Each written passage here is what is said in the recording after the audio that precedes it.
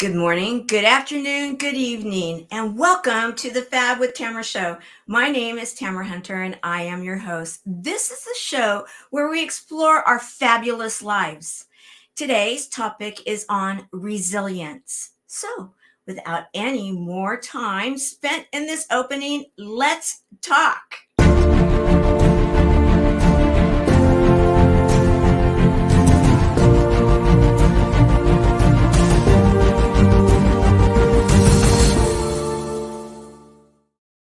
Today we have a fabulous panel. Let me assure you of that fact.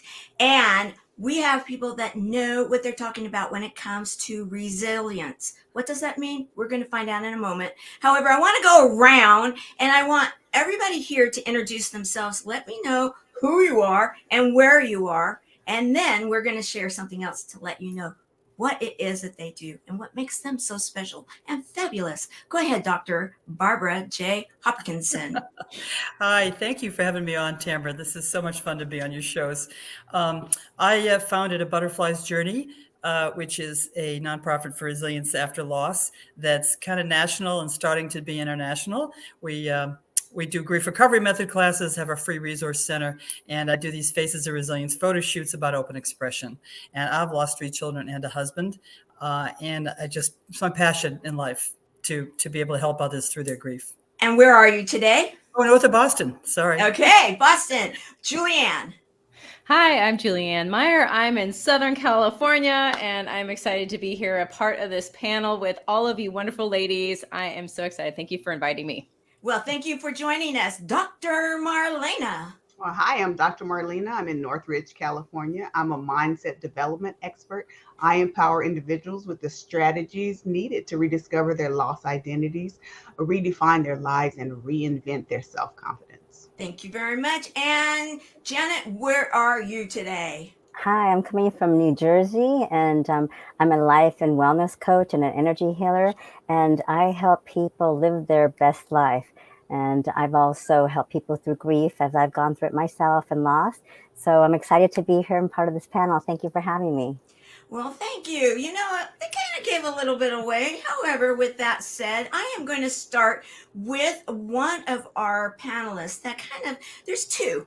Usually there's an inspiration for the focus of this show. And there's two that actually inspired this. And then I went out to go to my friends. That's what we do. We call upon our friends to share. So this is our chance to share with all of you. And I want to encourage our studio audience. Who are our studio audience? They're all of you that are able to comment while we are live. I want to hear from you. Where are you?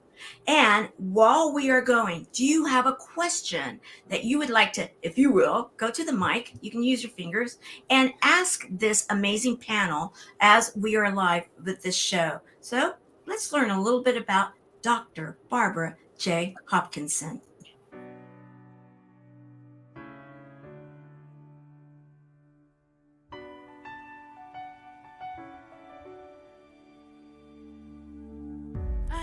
A stranger to the dark.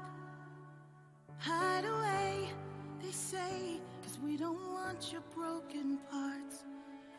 I'm Barbara J. Hopkinson, President and Executive Director of A Butterfly's Journey to a New Normal, a nonprofit helping grievers. I've learned to be ashamed of all my scars. Run away, they say, no one will love you as you are. But I won't let them break me down to dust. The name of my organization, A Butterfly's Journey to a New Normal. The first part of that was the title of my first book is A Butterfly's Journey. And it's because it was written about my journey and the fact that butterflies are an international symbol of transition. I know that there's a place for us, for we are glorious.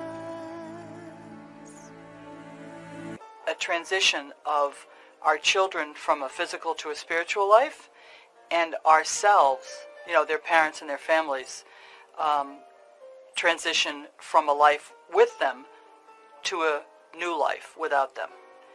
And that's where, when I added the second part of To a New Normal, that's really what it's about. When the sharpest words want to cut me down, in the flood, gonna drown a mind. I am brave, I am bruised, I am who I'm meant to be. This is me. You can find out more about the organization and the work we do at abutterfliesjourney.org.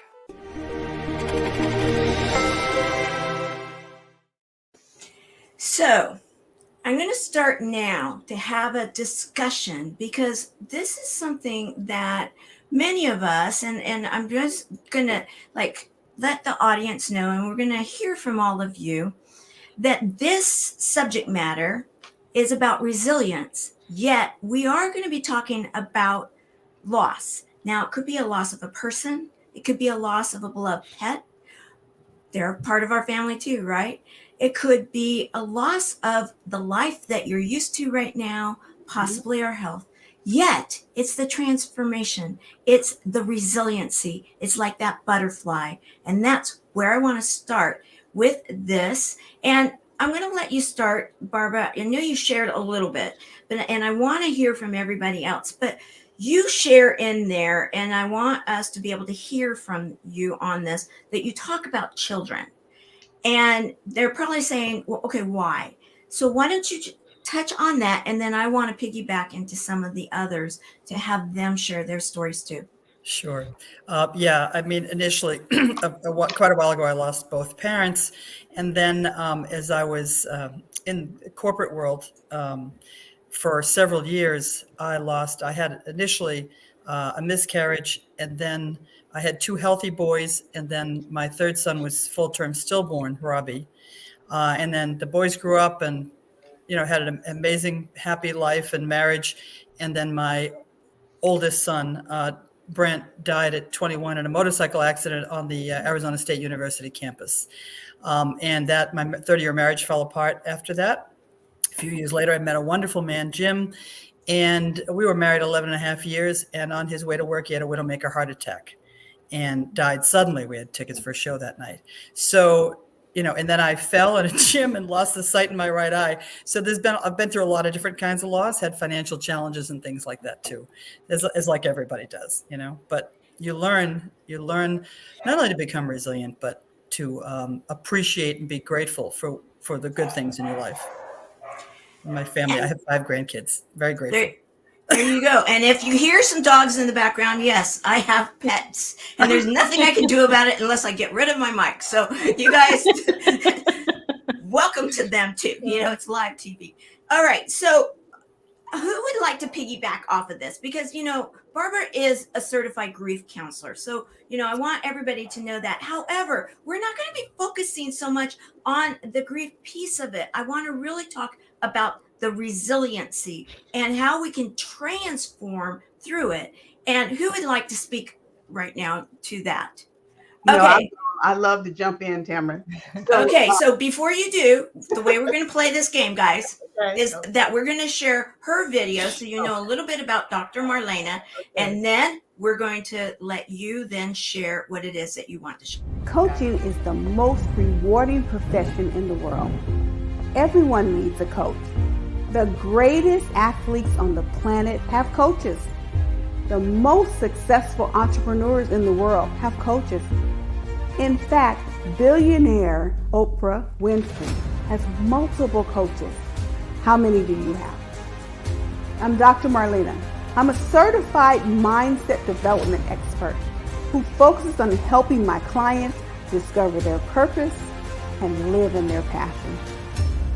After coding twice on the operating table, I realized I had not lived my life with as much passion up to that point. I had not done all I could to be truly happy.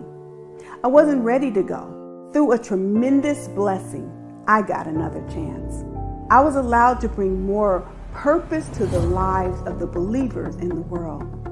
I specialize in mental stability, spiritual enhancement, and emotional healthiness to have a more quality-driven lifestyle, the best of your life, the rest of your life.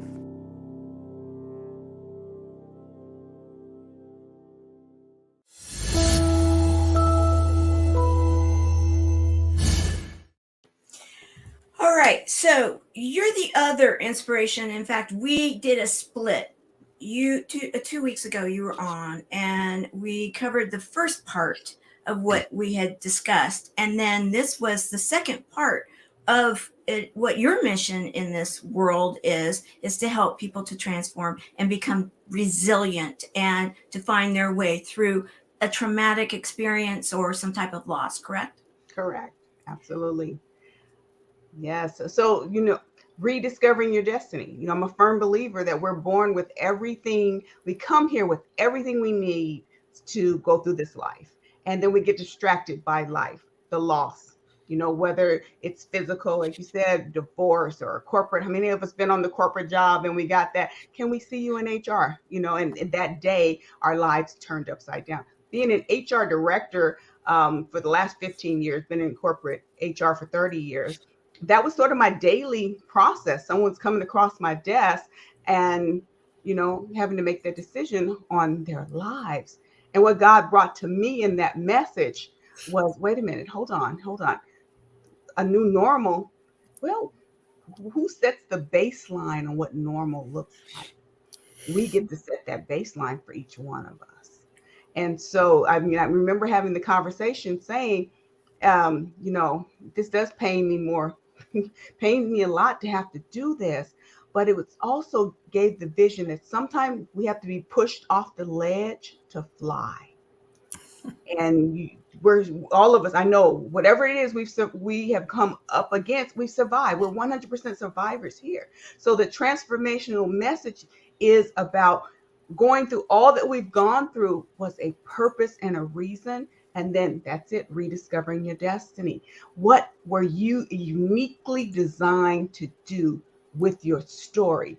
It says in Esther, and as Tamara was saying, kind of in the room, she keeps speaking life into me over here. I am in the ministry. And it says in Esther, to Esther, says, look, you were born, each and every one of you on this panel and those listening, for today, for such a day as this. And so all of those things we've gone through, they're our message, they're our purpose.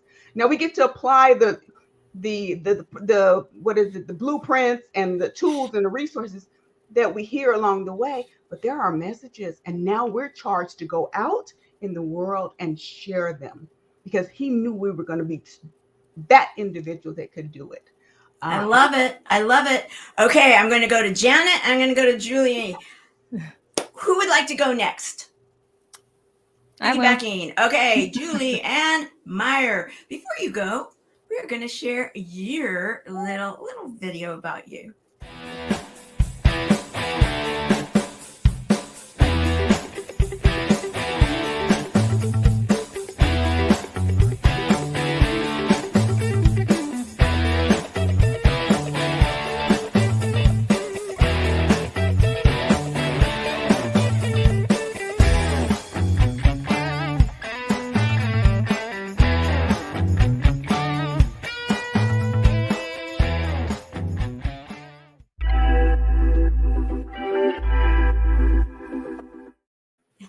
I just love that. Every time I hear yours, I'm not do. It's like I want to get up and do the. I got this party little thing. It's like, okay, I want to start dancing and doing all the neat stuff.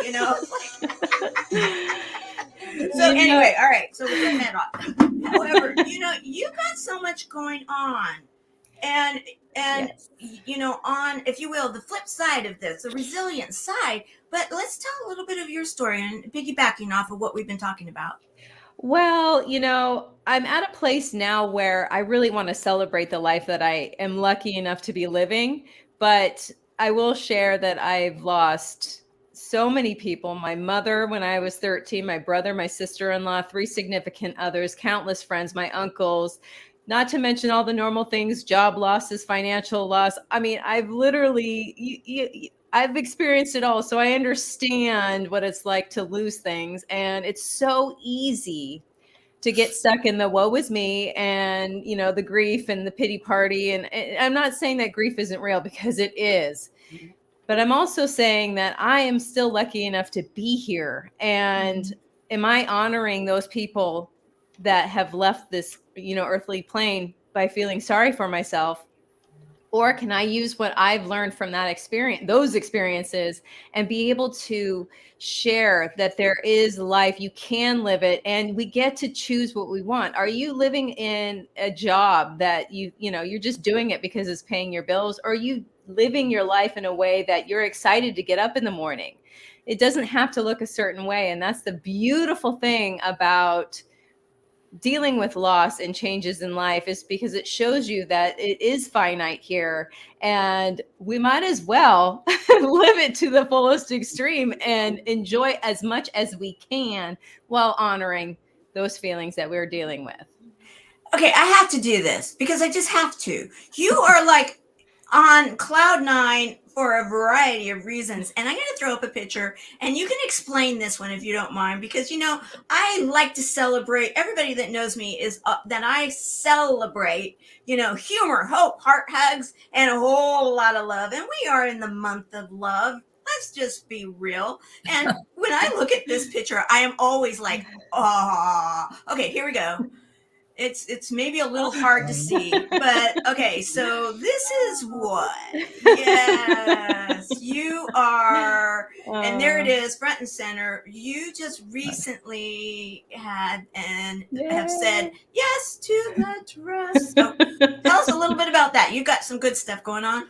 Yes. Oh, I'm so excited. Actually, it's our 3-year anniversary coming up on the 15th, and we're getting married on June 25th of this year on my parents' 40th wedding anniversary, my dad, my stepmom, and would have been my grandmother's 102nd birthday. So I just, there's so many times I wanted to give up, but I was just like lucky enough. And you know what? Not lucky enough, open and willing to accept love into my life. And I finally met somebody that accepts me exactly who I am and who I'm becoming, and growing with me and celebrating all of my wins and being there with me during my struggles, and just fully supportive. I couldn't be happier, honestly. It's just such a blessing. I didn't think that this was possible. So I'm very, very happy. Well, let's just say, I got a smiley face little bell. There you go. We're celebrating with you, and good yay. And that's resiliency, when we hang in there and we go through the tough stuff, that we can celebrate the good stuff, and it is that much sweeter when it takes place, right? Okay, I am now going to go to Janet. Janet, here we go, and let's share yours, and then let's talk. Hi everyone, my name is Janet Zipper. I'm the founder of Embrace Your Power Coaching. I'm a life and wellness coach, energy healer. I am a show host, red carpet interviewer, speaker, and author.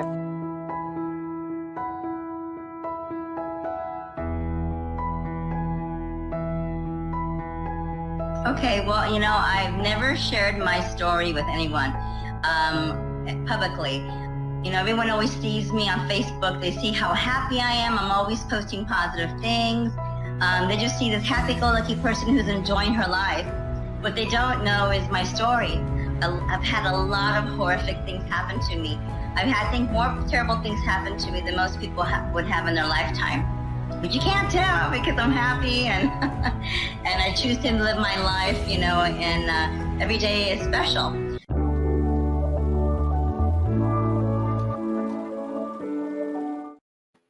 Every day is special. Love it. Love it.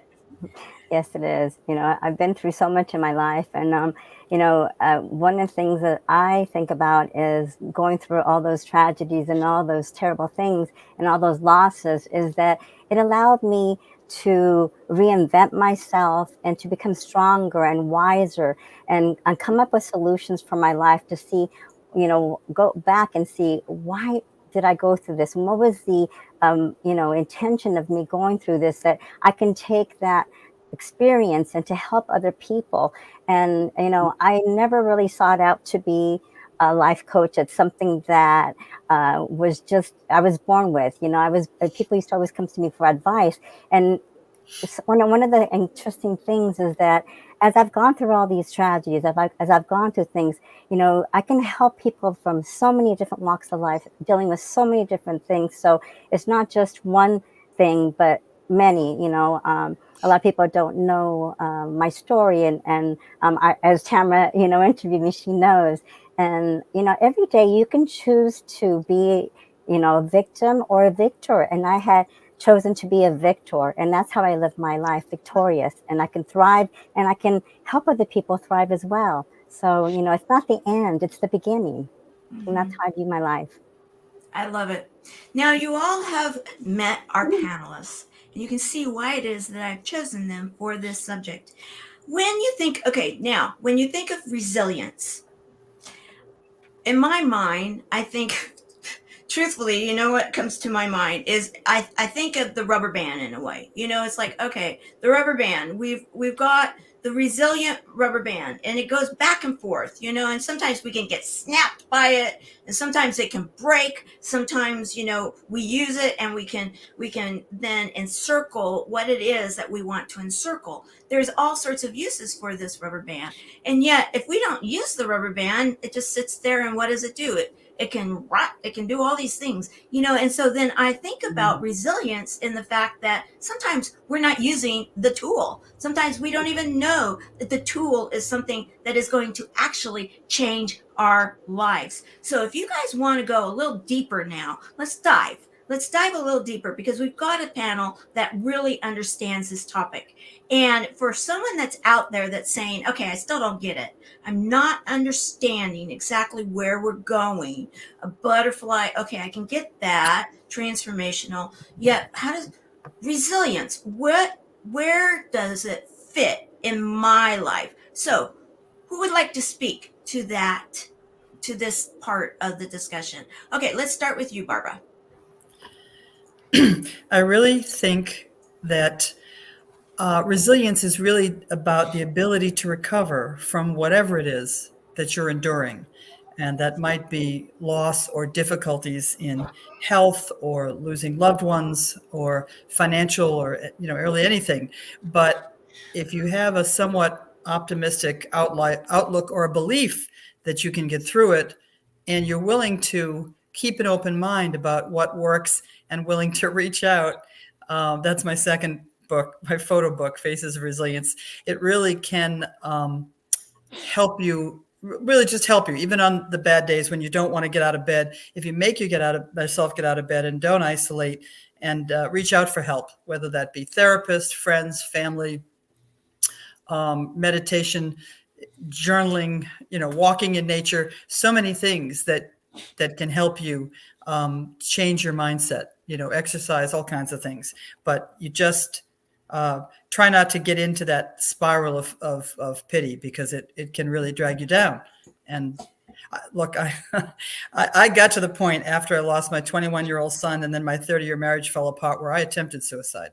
So, but luckily I did it in a way that gave me time to think, and realized I couldn't do that to my remaining son, Brad. And instead, I founded a local chapter to support families that had lost a child, grandchild, or sibling. And so it's just look for turnaround points, just keep reaching for the light at the end of the tunnel.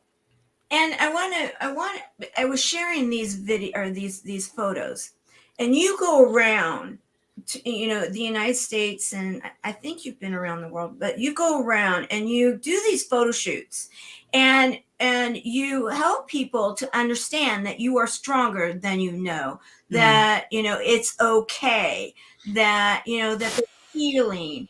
And I love this image. This is one I took this picture.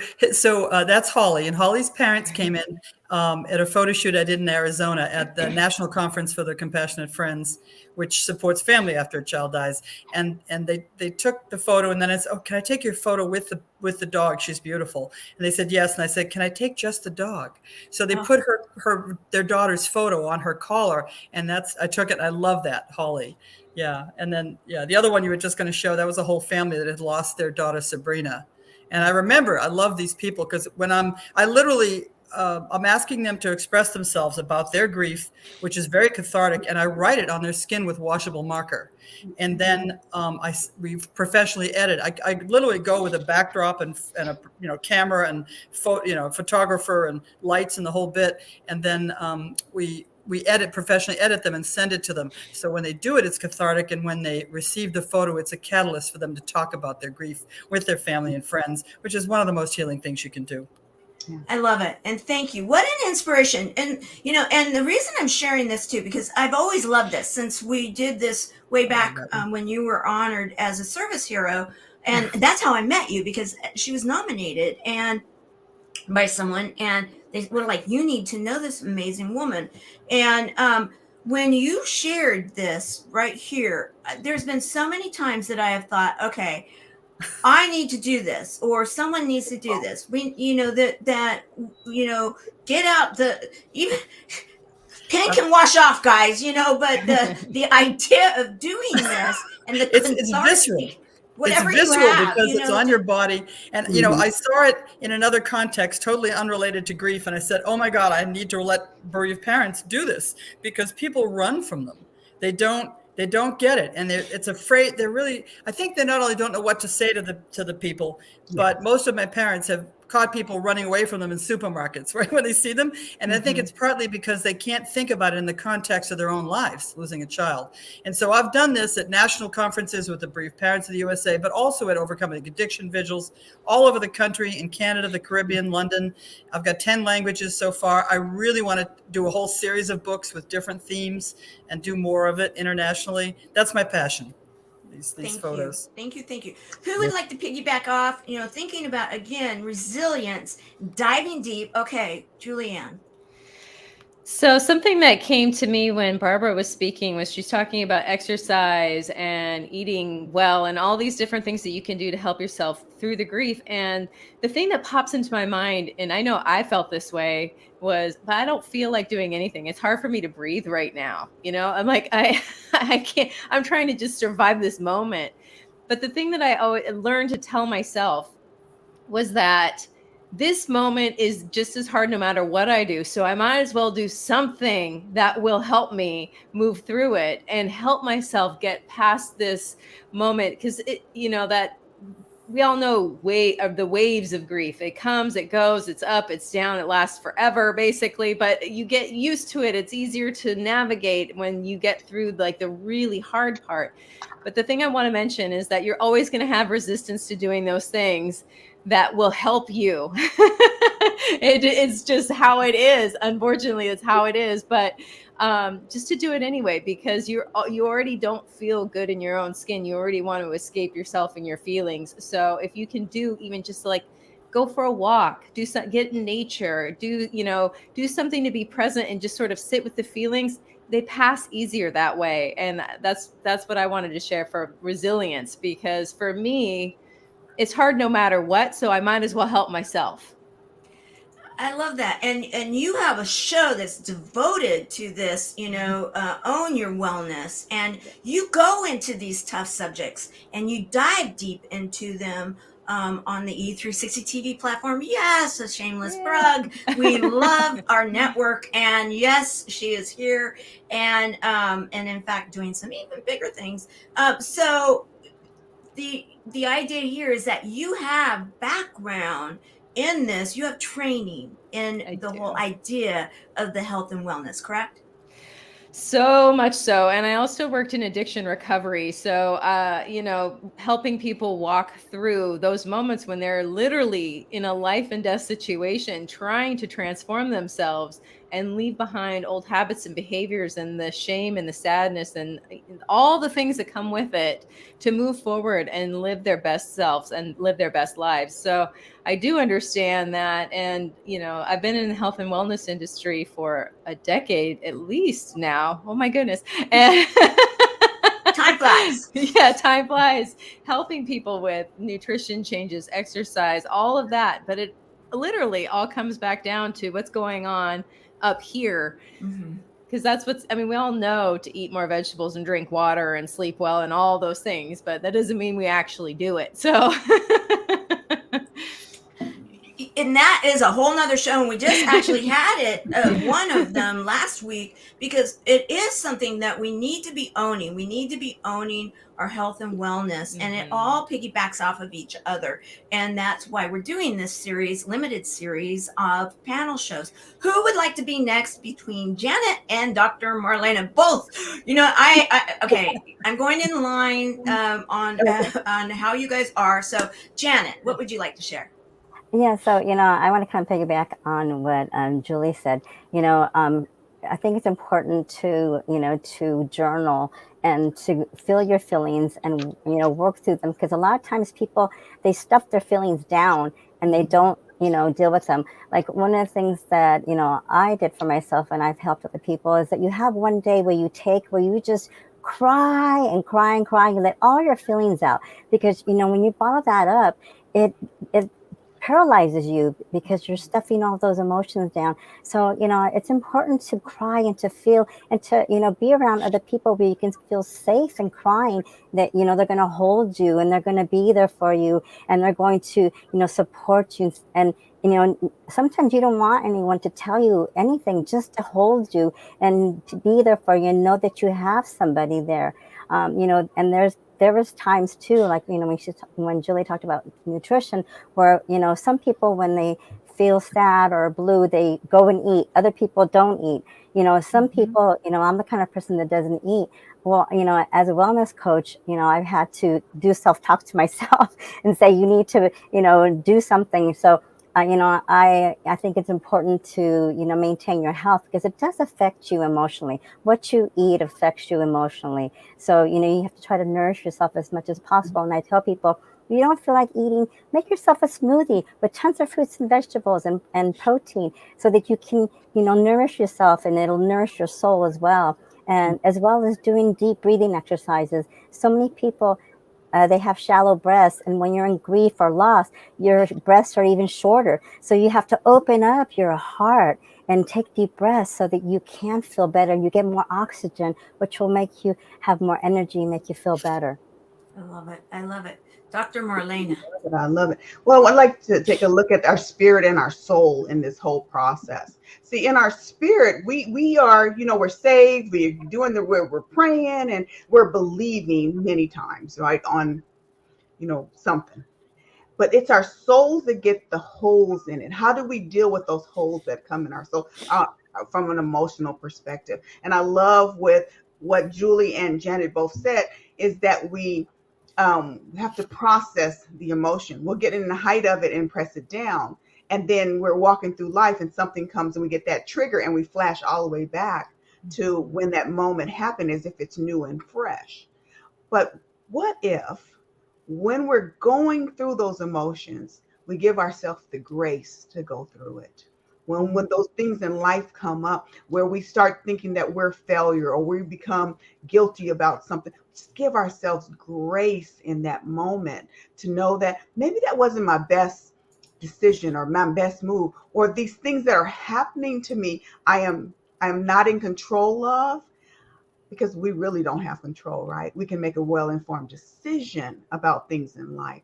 We're not in control. So when we kind of give that, or we surrender that need to be in that space and just live through that emotion, not act out on it, but live it, feel it. If I want to curl up today in bed because something has happened, curl up in bed and give myself grace on it now in the moment. But I do know that there comes a time when I'll have to get up and I'll have to move on to something different. But what happens, we don't do that. And then we'll get another trigger. And then now they're stacked on top of each other. And another hole is poked in the soul. And we don't know how to start plugging them. And that's when I believe what we're doing here is community, which is really important. So when we say come to church, assemble, fail not to assemble yourself together. We're not just saying come to church because we want your money or we want you just to hear the word. We want that energy and synergy of being together in that space. So you're not alone, that you don't have to do this alone. Because many times we want to isolate when we shouldn't.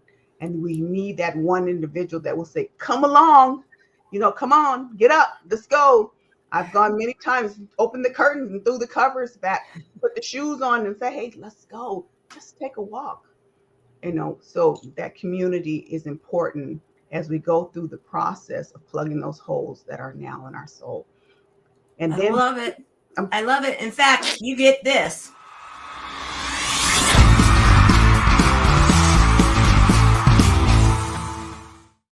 Bless you, Tamara.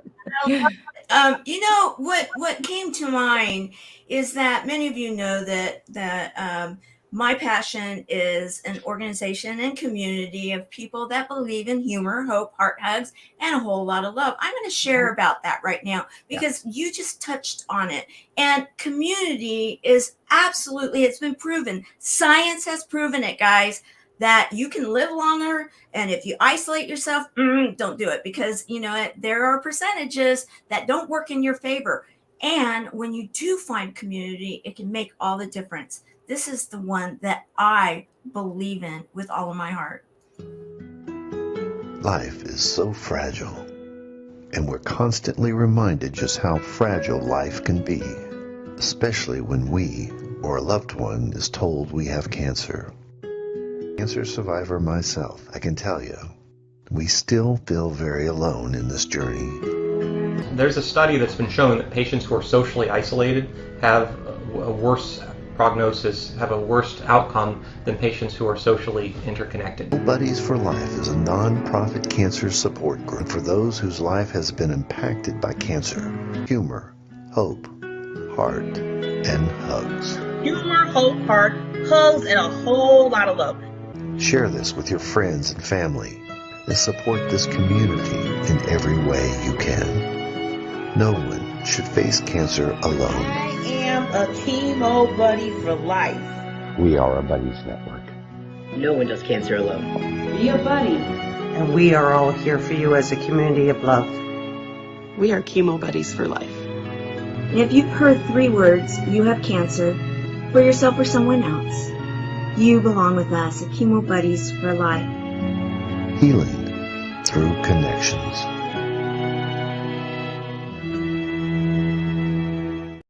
Come back. Healing through connections. Okay, we are going to now go into what I am calling now a dose of fabulous.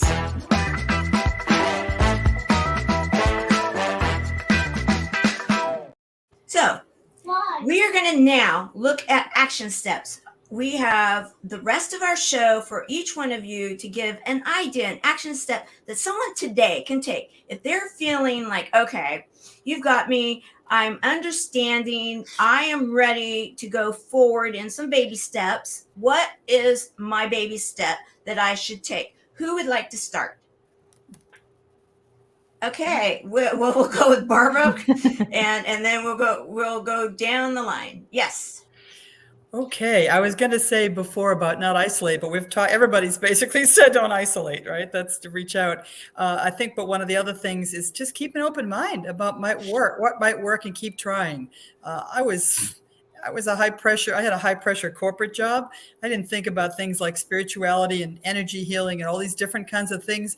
And when I finally, like I said, when my son died and I was really down, I thought, let me just try it. And if you can keep an open mind, there's so many different kinds of energy healing, and just keep an open mind, or mediums, anything that you normally might not try, just try it. You really got nothing to lose, and you might just like it. I just say pick the top 3 things that you like and keep doing them, and then keep adding one once in a while. I love it. I love it. And Julianne, you had raised your hand. I did. Barbara, by the way, that was amazing. I love that. Open up the toolbox, try things, just try it.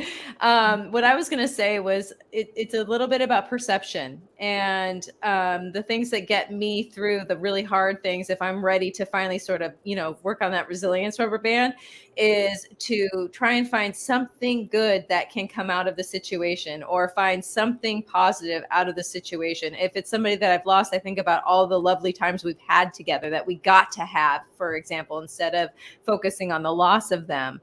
Losing my job, it was, what can I get to reinvent myself.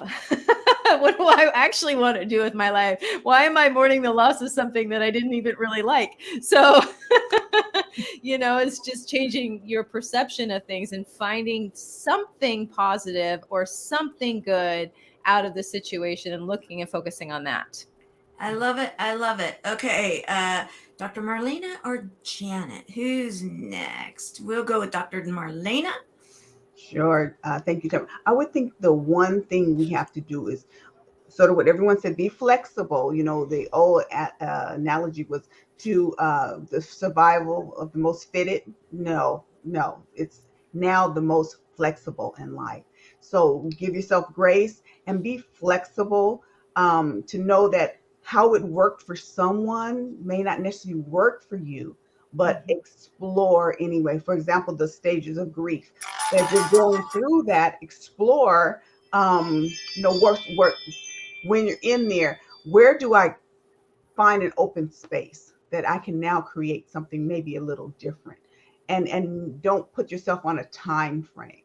Give yourself that bandwidth to say, well, maybe I'm still in denial on some things, but don't stay there long. Start exploring why you're in denial, or why you're I'm now in acceptance, and what does that mean? I mean, just start kind of defining each step as you're going through, what that looks like and how that feels to you, and believe your intuition when you feel it, what it means to you, because we push that down as well many times because someone else says we should move on, and then we try to follow that plan that someone else has when I'm not ready to kind of move on. I may have accepted the loss, but I'm not ready to move on, and I need to explore why I'm not ready, and give yourself that grace in that time to explore.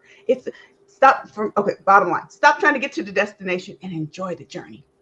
I love it. I love it. And in fact, we're going to go to Janet, and then I want to explore until the end of the show what you just were talking about, and that is sometimes we're not to that point where we're ready to accept it. And being the month of love, I want to discuss that as we go into the end of the show, and put that on, your thinking caps right now, because that's in a way called self-love, in allowing the grace to say, I'm not quite ready, and maybe I don't want to go into this next step. I need to work through this right now, and allowing it, that self-love. Okay, Janet, what is your step though? Let's go. Well, I would say, that you can't compare your journey with someone else's. Everyone feels this loss. Okay, we're having a hard time hearing you right now. For some reason, the sound just, I want to hear your important words. There we go. Oh, okay. I was saying you can't compare your journey with someone else's. Everyone deals with loss and grief different ways. So, you have to understand that and not compare yourself, and not allow other people as well to say, well, you should have been healed by now. You should be okay by now. You need to have that grace for yourself. Like, Dr. Meyer said that, you know yourself better than anyone else, and also as well as finding support groups. Not every support group is the same. You might have to go and look at a couple of different support groups and be around certain people, because then you'll find when you're with the right support group, around the right people, that you do feel comforted, and that you can have that safe place to heal and to express your feelings, and that you have that love that you need in order to move forward and deal with what you're going through. I love it. I love it. We're going to share this.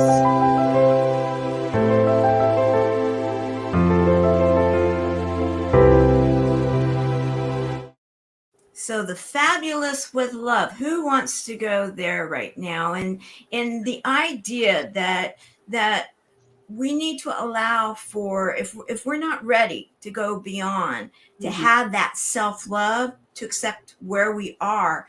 And isn't that a part of resilience? Who would like to? Okay, Barbara. Sorry, Barbara. Excuse me. I'm sorry. If you take a drink of water. No worries. Here we go. Everybody, if you have your water, let's let it's always such a hydration is so important. Yes. Anyway, I think in that first thing, the video you showed it, I'd written on here, it's all about the love. And it really is. When you think about it, if you focus on the love, when you've had a loss and you focus on the love you had for that person and the love, all the great memories, but love doesn't die, right? I mean, even physics says that things don't really disappear. They just change form. So maybe your loved one is in an energy form now as opposed to a physical form, but the love it just continues. And I've had lots of signs that prove that to me, because that's really what my journey was about. So I just think if you really focus on the love and the positive memories, and even people that are struggling so much in grief, if you think about vibration levels, grief is very low and love is very high. So if you can really get that, you'll tend to get more, just feel more connected. If you can really focus on the love you had with those people and those times. And I think that's what they want from us, right? They want us to heal and feel the love. Absolutely. I love that. Absolutely. Again, let's just be real. That frequency of love, the frequency of love, love, as the songs say, love is what makes the world go round, and all you need is love, and all those neat things. There's a reason why the musicians sing this stuff.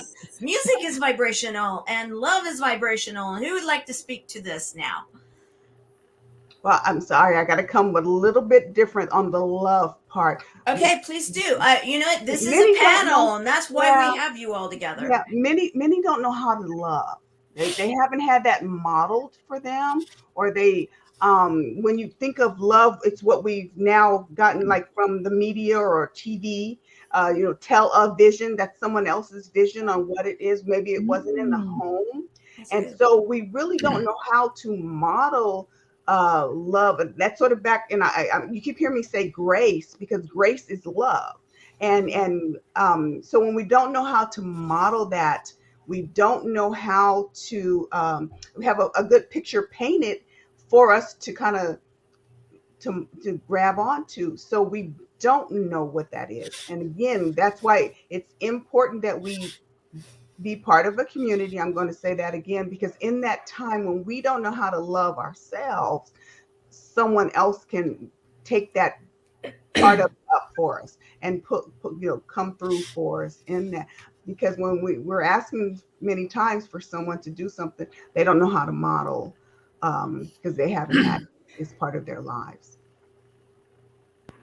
Kim caught it. I think that all of us did. It's like, oh, mic drop again. Boom. I should put it back out there. Mic drop. That vision, and I absolutely concur in that we need to find our way through this journey. And that's why I'm loving the fact that you guys do share what your experience is, why you're here. You guys are hand selected in this, and love hearing your different takes on it. So thank you, Dr. Marlena. And yes, mic drop. And that was good. That was great. Okay, who would like to go next? Okay, Julianne. So I kind of wanted to piggyback off of what Dr. Marlena was saying about grace and, showing ourselves grace. And I think I want to make a distinction, though, because a lot of people think that they're showing themselves grace when they start doing avoidance behaviors and checking out of their life, the drinking, watching television, playing video games, all these things. They think that they're, being kind and to themselves, but they're really just avoiding what is going on. And ultimately, that's not grace. That is not self-love. Self-love is finding some way to be present while you're dealing with everything. And as the ex-queen of avoidance behavior, I can speak to this because been there, I've done it. But ultimately, think about it. If you're tired and you sit there and watch Netflix all day long, at the end of the day, you don't feel better. You just feel like you wasted your life. I sat there and I'm just as upset as I was before. So try to learn different ways to show yourself grace and love besides avoiding and checking out of what's going on. I love it. I love it. Janet, you want to piggyback off of that? Yeah, I agree. I mean, loving yourself is also, you have to kind of be your own motivator and cheerleader. And that's part of loving yourself, is saying, okay, there's no one's going to come rescue me.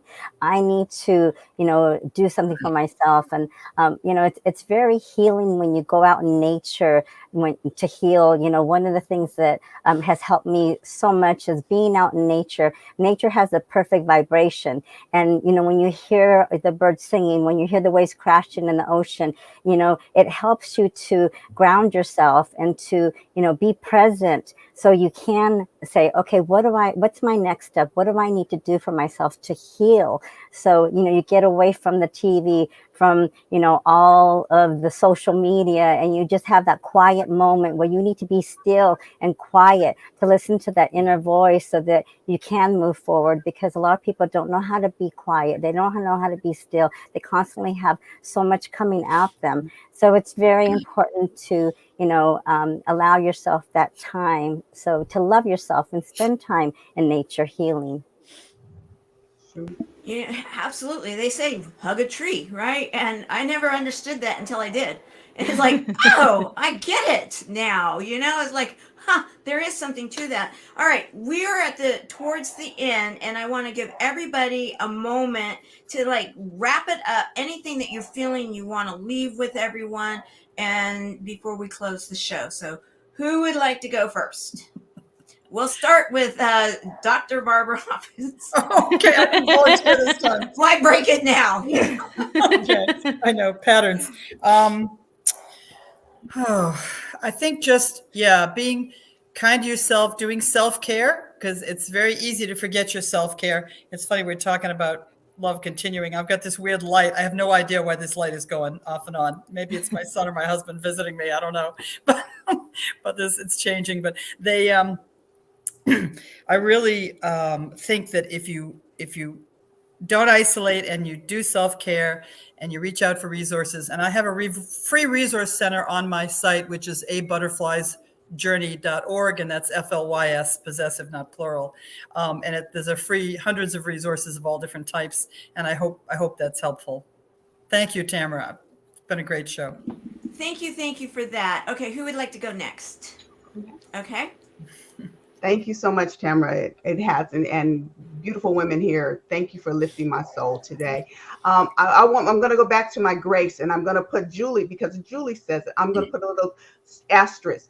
Give yourself grace, but that does not mean that you avoid taking action in your life and being accountable for the tasks that you put on your tongue-tied here this morning, and your destiny journey, because getting to the destination is important, but the journey really, really is where the magic is for changing and being resilient in your life. Things are going to come, and how you approach them and how you face them is up to you. So again, give yourself grace, but don't avoid life. And I'm going to have to run, ladies. So I love you much. Thank you again, Tamara. Thank you. We understand. Thank you very much. Who would like to go next? Okay, Julianne. So obviously, Grace, all the things we've been talking about, but there's something that is it keeps coming through to me that I have to mention, is that and I didn't come up with this, I don't remember who said it, but we keep our issues in our tissues. And so if we don't express, if we don't deal with and let the energies flow through us, then they stop inside of us, and it will cause physical problems. It will manifest physically. So it is important to honor our grief. It is important to honor our sadness and all of those things. But it's also, like we've been talking about, we can't camp there. We can't stay there and live there in that space forever. We have to figure out a way to move forward while feeling that, instead of avoiding what we're feeling. I love it. And Janet? Yeah, I would say that, it's really important to find a support group. That's always helped me.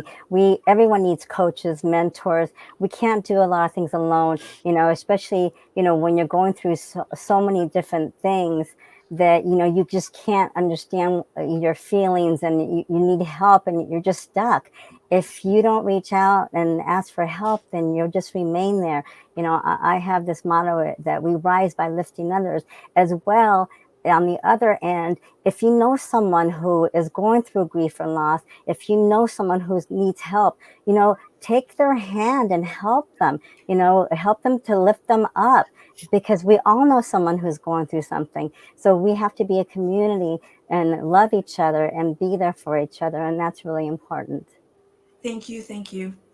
And I want to say thank you to our panel, our fabulous panel today. And I hope all of you that have been with us live have gotten as much out of today's panel as I have. Please share this out. Anybody that you know that needs this message, think of them and share the show with them, because that right there is an act to help them. Because what can we do? It's take one step at a time and to help each other transforming our lives and finding that resilience and grace and love. So thank you all for today's show. It's been fabulous. Next week, we are going to have our Valentine's show, and wink, wink, it's going to have some music involved. Be there for that. I am so excited, and make it a great day. Bye-bye, everyone.